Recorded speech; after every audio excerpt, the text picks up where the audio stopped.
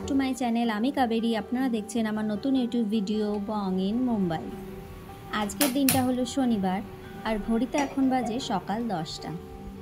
আপনাদের তো আগের দিনই বললাম ঘরের কিছু টুকটাক কাজ গোছাতে গিয়ে ট্রলি ব্যাগটা আর গোছানো হয়ে ওঠেনি, কিন্তু আজকে আর এত দেরি করলে চলবে না জানেন তো। আর কয়েক ঘন্টা পরেই ট্রেন, তাই চটপট ব্রেকফাস্টটা সেরে আগে চলে যাব ট্রলি ব্যাগটা গোছাতে, নয়তো পরে গিয়ে আবার তাড়াহুড়ো পড়ে যাবে। কিছু জিনিস নেব, আবার কিছু জিনিস হয়তো নিতেও ভুলে যাব। তার জন্য চলে এসেছি এখন বেডরুমে। কি কি নেব সেগুলো আগে সব একে একে গুছিয়ে নিয়েছি। এবার চটপট সবকটা জিনিস ট্রলি ব্যাগে পুরে নিলেই হবে। এই দেখুন, এখানে নিয়েছি কয়েকটা ইয়াররিংস, আংটি, ঘড়ি আর কিছু ব্যাঙ্গলস। এই ইয়াররিংসটা নিয়েছি শাড়ির সাথে পরার জন্য। এখন এই সব কিছু এই ছোট্ট গোলাপি পাউচটার মধ্যে পুরে নেব। এদিকে রয়েছে ওয়েস্টার্ন কিছু ড্রেস আর ওদিকে রয়েছে কয়েকটা কুর্তি। দাঁড়ান, এই কুর্তিটা আপনাদেরকে একবার খুলে দেখাই। এটা আমি শান্তিনিকেতন থেকে কিনেছিলাম। রেয়ন কাপড়ের ওপর কি সুন্দর সুতোর কাজ করা আছে দেখুন। এটার দাম নিয়েছিল ওই 350 কি 300 টাকা মতো, কিন্তু এই ধরনের কাজ আমি আর অন্য কোথাও দেখিনি, যার জন্যই ওই কুর্তিটা মেনলি নেওয়া। তো এদিকে রয়েছে আমার মেকআপের কিছু জিনিসপত্র, আর নিয়েছি শাড়ির সাথে পরার চুড়িগুলো। এগুলো আমার বিয়ের সেই চুড়িগুলো। এগুলোও একটা ছোট্ট পাউচের মধ্যে এক জায়গায় করে নিয়ে নিয়েছি, যাতে ব্যাগে আবার কোথাও এদিক ওদিক না হয়ে যায়। আর এখানে আছে টুকটাক কিছু ক্রিম, বডি স্প্রে। আর এদিকে নিয়েছি সিল্ক মেটেরিয়ালের একটা সালোয়ার কামিজ। এটার মেন অ্যাট্রাকশনটাই হলো এটার ওড়নাটা। পুরো ওড়নাটায় ভর্তি কাজ করা। এটা আমি ফেসবুকের একটা পেজ থেকে নিয়েছিলাম, দাম নিয়েছিল ওই 1050 টাকা। কালারটা এত সুন্দর যে না কিনে আর থাকতে পারলাম না। এটা একদম নতুনই রয়েছে, তাই পুজোর জন্য বাড়িতে এটা নিয়ে যাচ্ছি বয়ে। আর এখানে রয়েছে একটা জ্যাকেট। এটা এখানে সেরকম কাজে লাগবে না বলে আবার বাড়িতে ফেরত নিয়ে যাচ্ছি। আর এই যে এটা হলো মেন অ্যাট্রাকশন। এখানে নিয়েছি কিছু শাড়ি। এগুলো আমি বিয়ের পর এখানে আসার সময় মা জোর করে আমাকে এগুলো সঙ্গে করে পাঠিয়ে দিয়েছিল, কিন্তু আমার যেহেতু এখানে শাড়ি সেভাবে পরা হয় না, তাই প্রত্যেকটা শাড়ি নতুন রয়ে গেছে। এই শাড়িটা আমার সেই বিয়ের সময় কেনা জানেন তো, কিন্তু একবারও আমি এটা পরার সুযোগই পাইনি, তাই এটা আবার বয়ে বয়ে বাড়ি নিয়ে যাচ্ছি পুজোর সময় পরার জন্য। এটার কাজটা দেখুন, অনেকটা বেনারসির মতো নয় কি? কিন্তু শাড়িটা আবার প্রচণ্ড হালকা। এটা আমি কাঁচরাপাড়ার বিমল থেকে কিনেছিলাম। আর এই শাড়িটা আমি বিয়েতে গিফট পেয়েছি। এটা ডুয়েল টোনের মধ্যে ফ্যান্সি বেনারসি শাড়ি, ভীষণ লাইট ওয়েটের। দাঁড়ান, এটা একবার আপনাদেরকে খুলে দেখাই। এটার কাজটাও অসম্ভব সুন্দর। সবুজ শাড়ির সাথে এই লাল জরির পাড়টা কি সুন্দর মানিয়েছে বলুন। এই যে সবুজ পোর্শনটা হলো ফুল বডি, আর এই লাল পোর্শনটা হলো আঁচল। আর এই ব্লু যেটা দেখছেন, এটা ওই কোমরের দিকে গোজার পোর্শনটা। ব্লাউজ পিসটাও রয়েছে টোটালি লাল, কিন্তু এখানে কোথাও পরার সুযোগ পাইনি বলে শাড়িটা পুরো নতুনই রয়ে গেছে। আর এই যে এদিকে পেয়েছি একটা হ্যান্ডলুম শাড়ি, এটাও খুব সুন্দর। এখন চলুন একে একে সমস্ত জিনিসগুলো ট্রলিতে পুরে নিই, নয়তো আমার আবার অনেক দেরি হয়ে যাবে। ওদিকে আবার দুপুরে রান্নাটাও বসাতে হবে। তো এদিকে রয়েছে আমার পুজোর নতুন জুতোগুলো। একটা নিয়েছি স্নিকার, আর একটা নিয়েছি স্যান্ডেল। স্যান্ডেলটা আমি মেশো থেকে নিয়েছি। এটা মেনলি ইন্ডিয়ান ড্রেসগুলোর সাথে পরার জন্যই কিনেছি। এদিকে এইসব গোছগাছ করতে করতে ঘড়িতে বাজে 11:30। এখনও আবার দুপুরের রান্নাটাও বাকি রয়ে গেছে। কালকে তো আপনাদের বললামই ফ্রিজে যা কিছু সবজি ছিল সব একসাথে মিলিয়ে মিশিয়ে রান্না করে নিয়েছি। আর কিছু ডিম পড়েছিল, সেগুলো দিয়েই আজকে ডিমের কারি, আর যাওয়ার আগে একটু ভালো করে ফ্রাইড রাইস বানিয়ে রেখে যাব। ডিমের জন্য সমস্ত মশলাপাতি আগে থেকেই বেটেই রেখেছি। এখন শুধু তাড়াতাড়ি ট্রলিটা গুছিয়ে রান্নাঘরে আগে গিয়ে ডিমের কারিটা বসাবো। আর একদিকে ফ্রাইড রাইসের জন্য একটু গাজর আর বিন কেটে নেব। রান্নার জোগাড়গুলো করা থাকলে রান্নাটা কিন্তু ঝটপট করা হয়ে যায়। চলুন, কথা বলতে বলতে এদিকে আমারও প্রায় ট্রলিটা গোছানো হয়ে গেছে। ঘড়িতে এখন বাজে সন্ধ্যা 7টা। শেষবারের মতো সন্ধ্যাটা দেখিয়ে আমি এখন রেডি হয়ে পড়েছি বেরোনোর জন্য।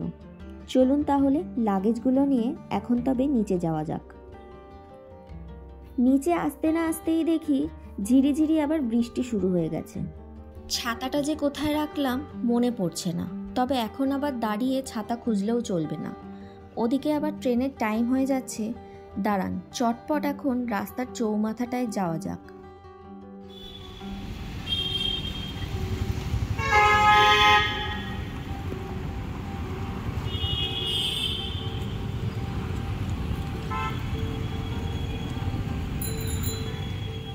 ওই যে রাস্তার ওই পারে যে বড় সড়ো মিষ্টির দোকানটা দেখছেন, কানহা কর্নার, এখন ওখানেই যাব। ট্রেনের জন্য রাতের খাবারটা ওখান থেকেই কিনে নেব। আর দেখি যদি বাড়ির জন্য ভালো কিছু মিষ্টি পাওয়া যায় তাহলে সেটাও এখান থেকেই একেবারে কিনে নেব। এই দেখুন, এখন আমি একটা ভেজ মিনি থালি অর্ডার করে নিয়েছি। সেটাই ওরা এখন রেডি করে দিচ্ছে। এটার দাম নিয়েছে 170 টাকা।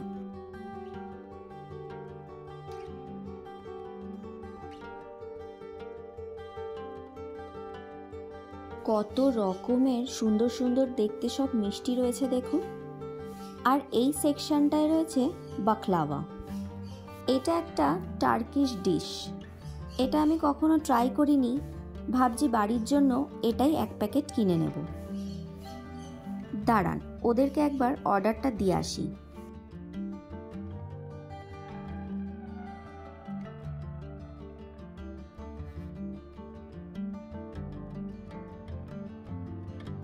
তো এদিকে রাতের ডিনার আর মিষ্টিটা কিনে নিয়ে উঠে পড়েছি অটোতে। এখন যাচ্ছি আমরা স্টেশনে। আপনাদের তো দিনের আলোয় বিল্ডিংগুলো সবসময় দেখিয়েছি, আজকে একবার রাতের অন্ধকারে বিল্ডিংগুলো দেখুন, কি সুন্দর সব জোনাকির মতো জ্বলে উঠেছে।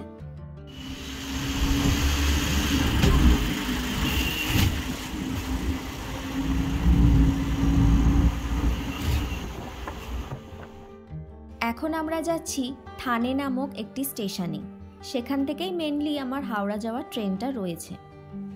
থানে থেকে আমার ট্রেনের টাইম রয়েছে 10:45। আমরা ওই 9:10-15 মধ্যেই থানেতে পৌঁছে যাব।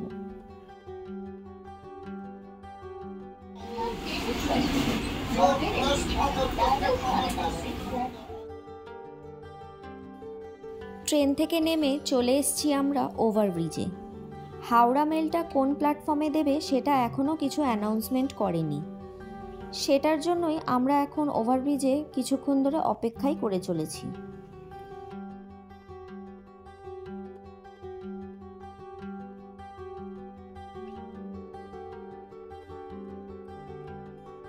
তো এদিকে হাওড়া মেলের অপেক্ষা করতে করতে চোখের সামনে দিয়ে 2খানা বন্দে ভারত চলে গেল। এতদিন তো টিভির পর্দায় অথবা মোবাইলেই বন্দে ভারত আমি দেখেছি, কিন্তু এই ফার্স্ট টাইম সামনাসামনি বন্দে ভারত দেখার সুযোগ পেলাম।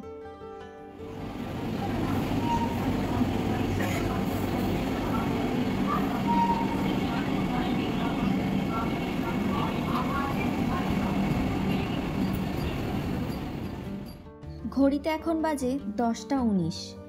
আর এদিকে হাওড়া মেলের এখনও কোনো পাত্তা নেই।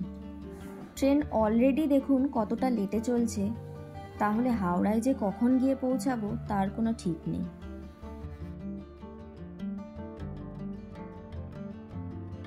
অবশেষে দীর্ঘ অপেক্ষার পর উঠে পড়েছি আমি এখন ট্রেনে।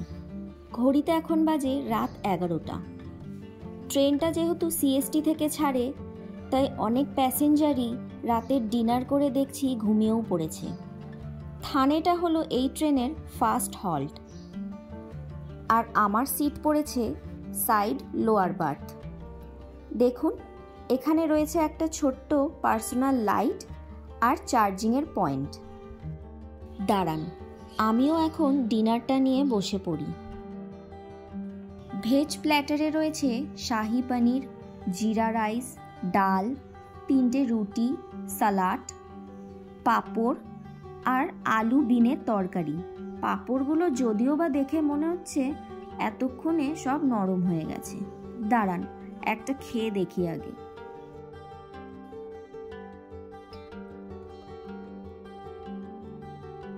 তো এদিকে ডিনারটা করে ঘুমানোর জন্য আমি বেডটাও রেডি করে নিয়েছি। এখানে দিয়েছে 2টো সাদা চাদর, একটা মাথার বালিশ আর দিয়েছে কম্বল। এখানে একটা হ্যাঙ্গার ছিল, মিষ্টিটা সেখানেই ঝুলিয়ে রেখেছি আর পায়ের কাছে রেখেছি এই পিঠের ব্যাগটা।